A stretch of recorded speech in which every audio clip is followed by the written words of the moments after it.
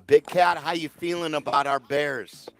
I feel good. Also, I should mention this isn't out yet, but it will be out tomorrow morning. A portion of the proceeds also is going to go to finding Wisconsin a new quarterback in college football. So I've been having phone calls.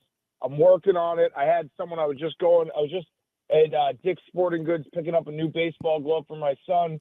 And I had someone stop me, and they're like, "Are you going to do anything about this?" I was like, "I'm on it. I'm on it." Okay, so everyone just chill out. I'm on it. But yeah, Didn't Dave pledge the same thing for Michigan? Didn't he? yeah, which costs a lot more money. Also, Dave said that basically the person's going to get to go on PMT every single week, which I don't know if I agree to.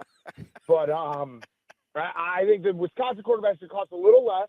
But I've had the conversations with the people in the right spots, and we're going to figure it out at some point.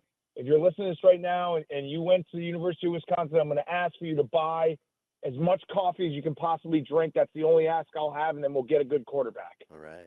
Well, let me ask you this question. This is off the beaten path. We suggested this. I know some people are going to yell in their car. If I told you your Cubs ticket was going up $5, but all five of those dollars is going into their free agent coffers, would you like an NIL fund? Like, not only does a lot of the money go back to baseball, but now there's a $5 tax that goes into free agency. Are you signing off on that? Yeah, without a doubt, 100%. I thought the question was going to be if they tell you your Cubs tickets are going up $5, would you notice? And I probably wouldn't. That's not like trying to brag. I just wouldn't. So yeah, I would do it 100%. Why wouldn't you? Well, the reason you wouldn't is because don't they make enough money already off of you and us and the beer and the hot dogs and everything that they have built in Wrigleyville and what they charge for the seats to begin with? Shouldn't that be enough to participate in the third largest market and playing in Wrigley Field to participate in free agency? Okay, agree with all that. I think to clarify, I think the way the hypothetical would work is if they told me my Cubs tickets were going up $5 a game, but it meant Juan Soto, would you sign up for it? Yes. So it wouldn't be. It's kind of like what Dave laid out. We as the fans get to pick the player that they sign. So you can't just be like, hey, here's extra $5 from everyone, and we hope you use it in the right way. It's like, we do A, you give us B. I would do that trade.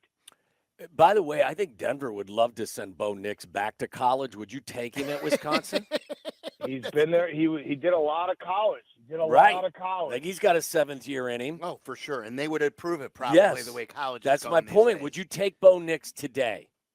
As a college quarterback, yes. Okay. He was a good college quarterback, but no, not as an NFL quarterback. All right. Yeah, that was kind of weird, wasn't it? Like that Jets Broncos game, I think took football back at least 5 or 6 years. It was just hideous. We're saying that as Bears fans. You have some nerve that we as Bears fans, after all the football that we've been through, we're going to be snobs. That 10-9 Silvy, battle. Back-to-back touchdown drives. Yeah, back-to-back what's wrong with you? touchdown drives. Watch out. This week, I'm not ripping. Big Cat, he's the same guy that picked the Bears to lose to the Colts. Accurately, of course, but just hate. We should have won that game. Yeah, we should have won that game. Yeah. But I feel good. I'm feeling 2-2 is where we kind of thought we'd be because look, this is why doing the NFL schedule. I know we have to do it in August because we're so excited and there's nothing else going on.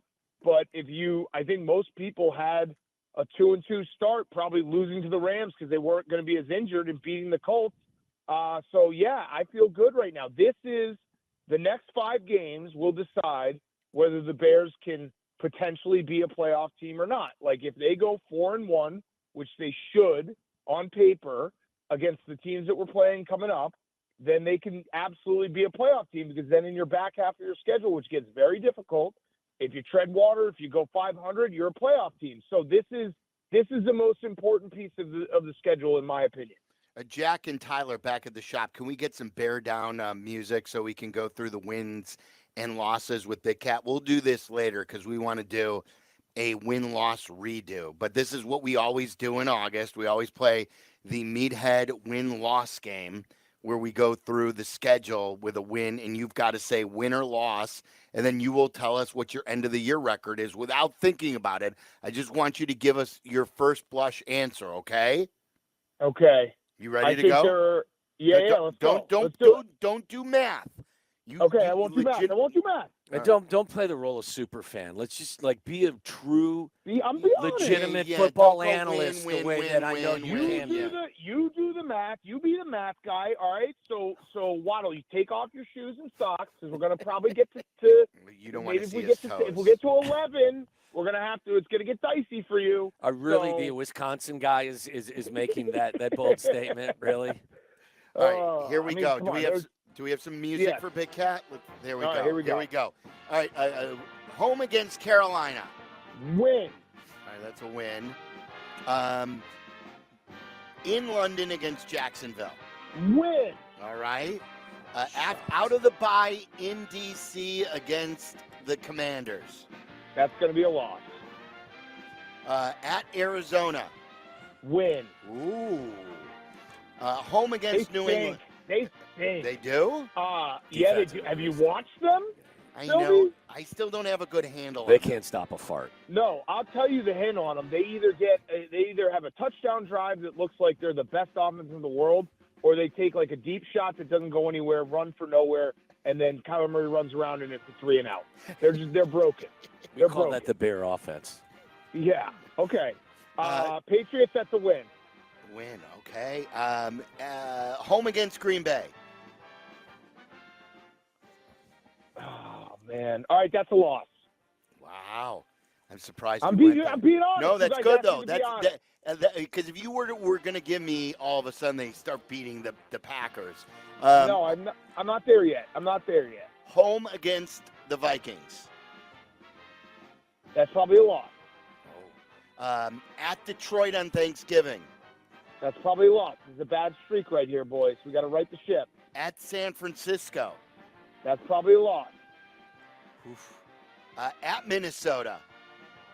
That's probably a loss. Did I just do 5 losses in a row? I think you have them on a losing streak. You're out. Okay, all right. That's a losing streak. Show yourself out. Okay. Home against Detroit. That's a win. Home against Seattle on Thursday night. That's a win. And then the last game of the season at Green Bay. So what is our record going into that game? You can't. I can't tell you. All right, I'll say it's a win. Oh, they're going to win in Green Bay. A winner go home game. They're winning. Yeah, they won it. So you've got 1, 2, 3, 4, 5, 6, 7 wins. So they've got 9. So you've got them at 9 and 8. So you have them. I feel like that's not crazy, right? No, but you probably had them for more than 9 wins at the start of the season. I think I had them at 10 or 11. You're right. I probably took one of those. I probably took a Viking. The Vikings are better than we thought. That's a fact. But it goes back to my point. So that was a good exercise because I had us as a 5-game losing streak in November and December, right? That was crazy. I was surprised you did that. That would be a dauber down moment. Oh, my goodness. I would be very down, very down. So if you can find a way to go 4-1 in these next 5 and then not have a 5-game losing streak, that's 10 wins. That's my point. My greater point is this is it. These next 5 weeks for the Bears, or 6 because there's a bye week in there, I think we'll decide the outcome of this season, and we'll look back and be like, if we go 4-1 here, you have a lot of leeway to have a couple tough games in the division because the division is tough. I mean, it's probably the toughest division in football right now. And everything that I've seen through 4 weeks, I think Caleb's on the right path. I have not been worried at all. I really haven't. I know people will say that's a lie. I haven't. I think every week he's gotten better. Every week he's gotten better against the blitz. He's making the wow throws that we've never seen before. That throw to DJ Moore in the back of the end zone, the throw to Kmet, some of these screen throws where he's just effortlessly flipping it away right before the rush gets there. Everything's on path. It's just, can we keep him protected enough to win some football games in these next 6 weeks? Have you had any physical confrontations with people that tell you that the Bears screwed up drafting Caleb over Jayden Daniels? Have you gotten physical with anybody that's gotten in your face about that? No. Listen, all right, I got two things for you guys, and I want to hear what your thoughts are. I know everyone wants me and all of us to be upset that Jayden Daniels looks the way he does, especially because my co-host is a Commanders fan, so people are trying to drive a wedge in, pardon my take. I can't physically get there. Like, I'm happy for PFT. I cannot be upset about Jayden Daniels until Caleb Williams stinks, and he doesn't stink. So, like, if Caleb Williams all of a sudden is bad, then yes, the bad feelings will start. But as of right now, I'm totally comfortable where I'm at. Like, the Commanders have a better offensive line. They have a better play caller. They played against, I think the 27th average defense their first 4 games. So, or at least their last 3 games. I'm not worried about that. So I don't know why people keep trying to drive a wedge. I know that's the reality. People are going to say, "Oh, you should have drafted him," but I'm taking the long position here. I'm not worried. Yes, and it's too early, Big Cat. We just talked about this. We played Chris Canty, who was saying that Caleb Williams is trailing them by a big stratosphere, which I think that's a terrible hot take. I think to pronounce any sort of a race over after 4 games, you can't even pronounce it over after a year. We've seen that before, and I'm with you about this. As long as it's not Peyton Manning, Ryan Leaf, if it's not Kevin Durant, Greg Oden, if it's not Derrick Rose and Beasley, and you're on the wrong end of those, if you're in it and they're still really good, like you said about Caleb Williams, like I think you're going to be okay. As long as Caleb Williams is a solution, we're going to be fine. Exactly. Yeah. Exactly. And the Commanders haven't played a defense like the Titans or the Texans yet. And I'm rooting for Jayden Daniels, so I don't want him to, like, falter, but it's just who you play in the beginning of the season does affect how people view you. And then the other one I have, which I don't know where you guys are at, but I can't, in my heart of hearts, I can't bring myself to root against Justin Fields whatsoever. People want me to feel bad. I think that's a petty response from a Bears fan to be cheering against Justin Fields. I think that's you fan however you want to fan, but like I am so comfortable right now with the decision the Bears made on both fronts. Like I don't. Justin was a good kid. He was a good teammate. He worked hard. It just didn't. I just didn't think that he was going to take you to a place that I think Caleb Williams can take you. End of story. I don't have any animosity as a Bears fan. Is there a ceiling on his success though? Where you're not rooting for him to fail. I want him to be good. No, would you want him to be great? Because then will you? I don't care.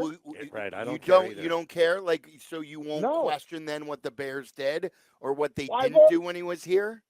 No, because the question is not what the Bears' the decision they made. The question is a question that we have an answer to. The Bears, as an organization, fail quarterbacks, and their coaching staff is not Mike Tomlin. So I already have the answer to that. So it's not like if Justin Fields is great, there's a common denominator there that's not like, oh man, what could have been? No, it wouldn't have been.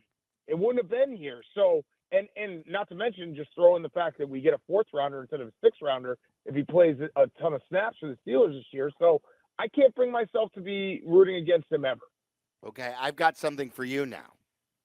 Okay. This is off the Bears beat. What was more bananas for you? And some of this has to do with personal thing as well, because I know one is football and college football is where it's at for you. But another one has to do with your friends. So what was more bananas to watch in real time? Was it the Bama-Georgia finish, or was it the Mets and Braves finish? I think it was the Bama-Georgia. That game was so good. Oh, my God, was that so good. But, yeah.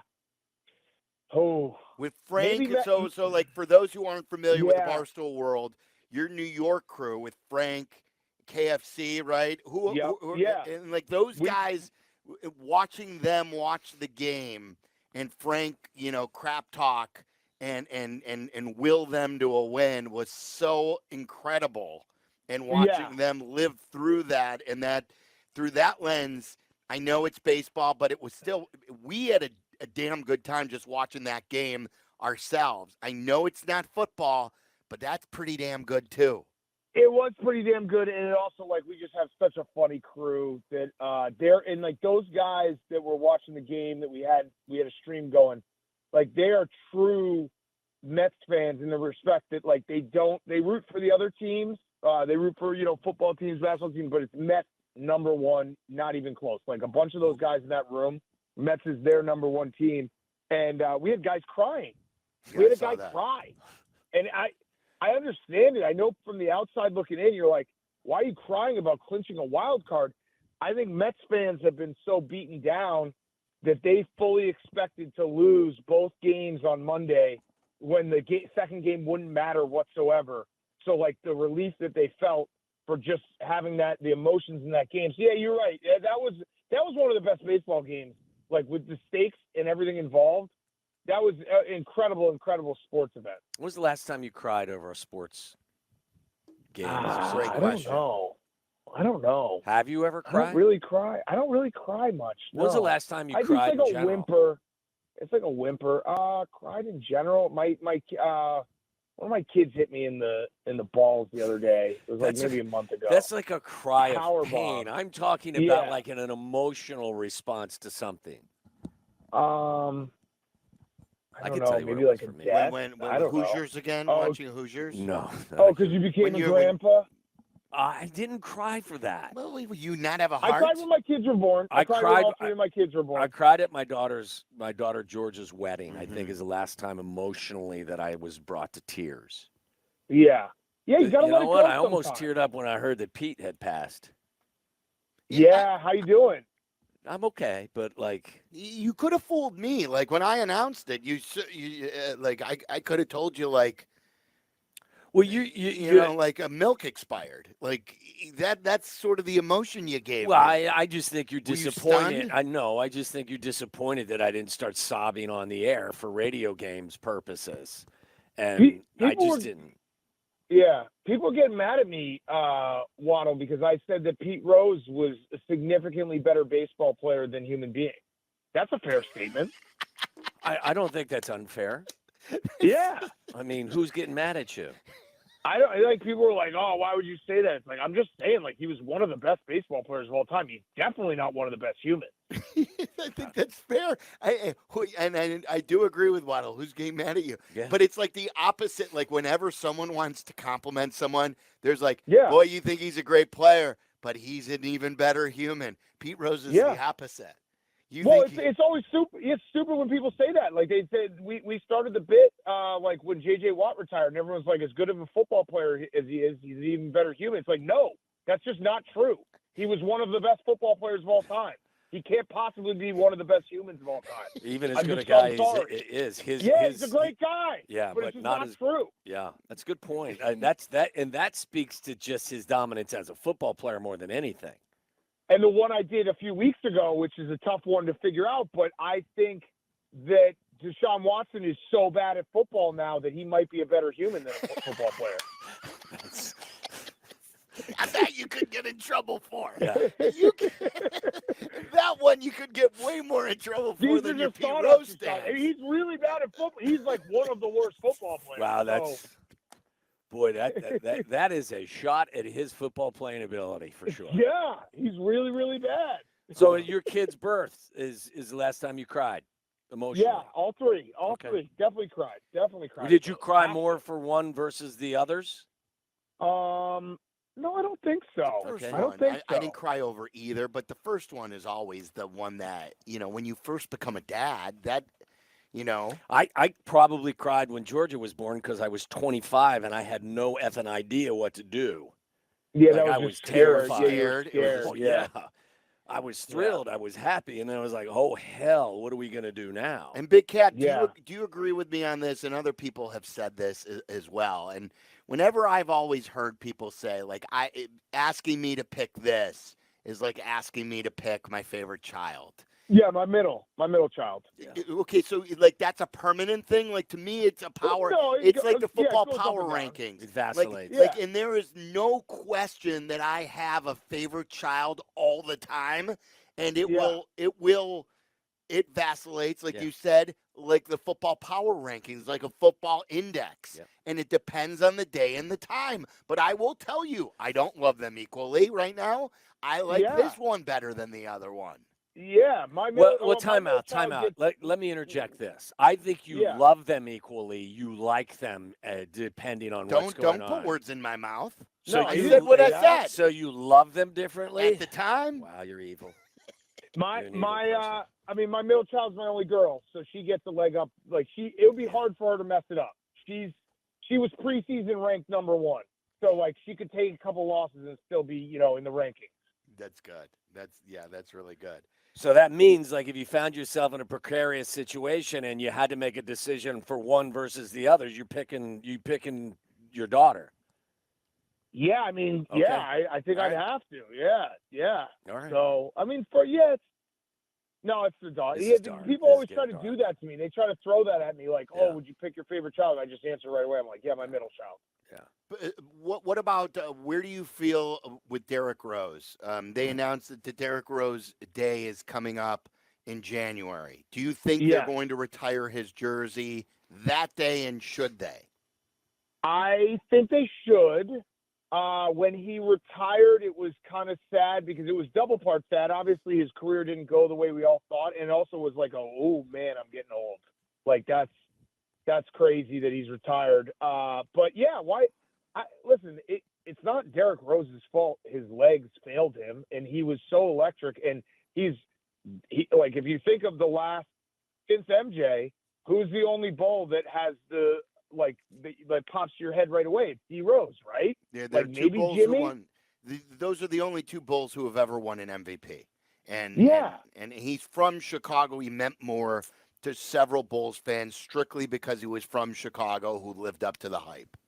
Right, and he also, like, again, it's a great what if. Well, it's not a great what if; it's a sad what if. Yeah.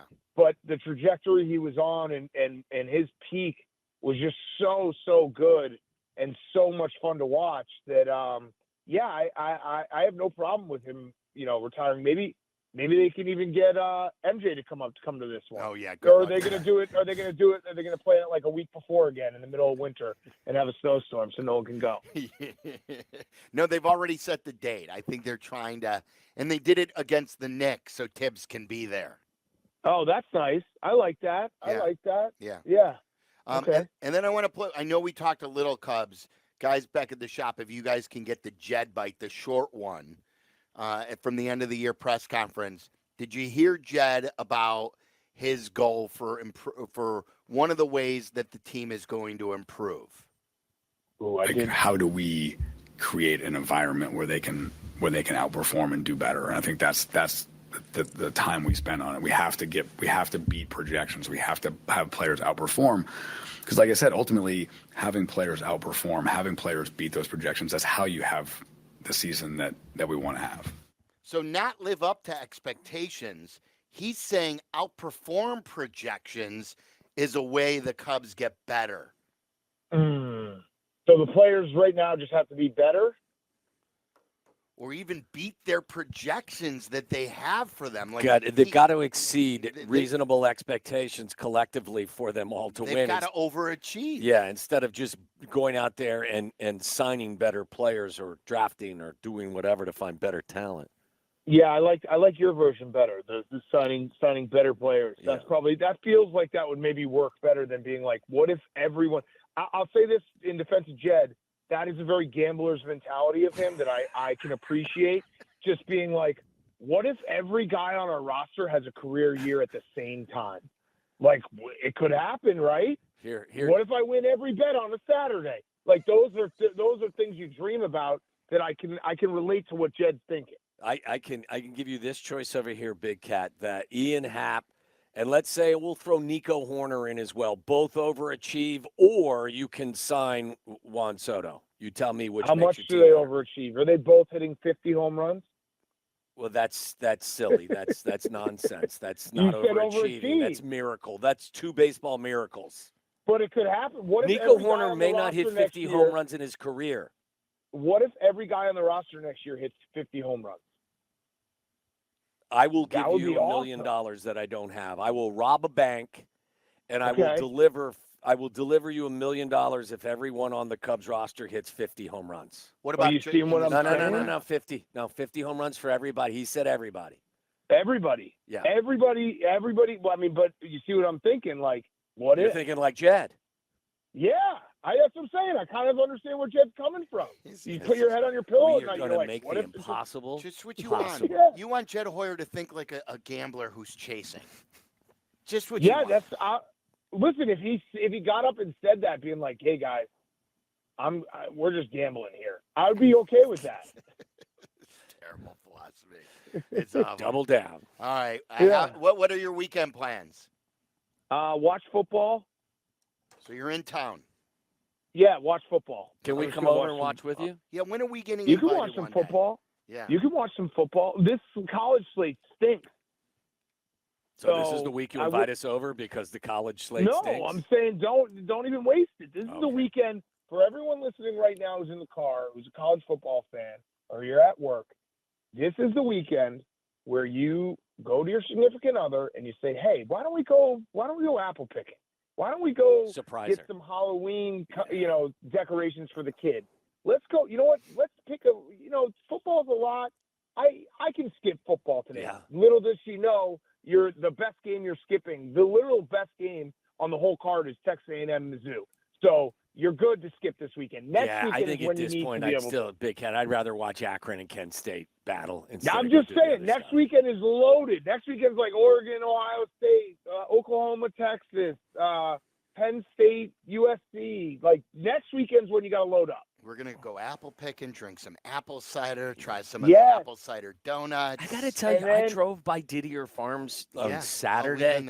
It was packed. The carnival ride. I had no desire to pull in and do any of that crap. No. By yourself? Or Maybe with the kids. With your grandchild. You will. It's a month old. You'll be there in 2 years. Poops. 2 years you'll be at Didier Farms. Probably so, and probably really not enjoying it. No, if you pick a weekend like this, you'd have fun because then next weekend you get the pass. That's the way to do it. Making sacrifices. That's good stuff. Yeah. Good. That's good strategy. All right, Big Cat. Thank you. All right, boys. All right, see you later. There's a Barstool Big Cat again.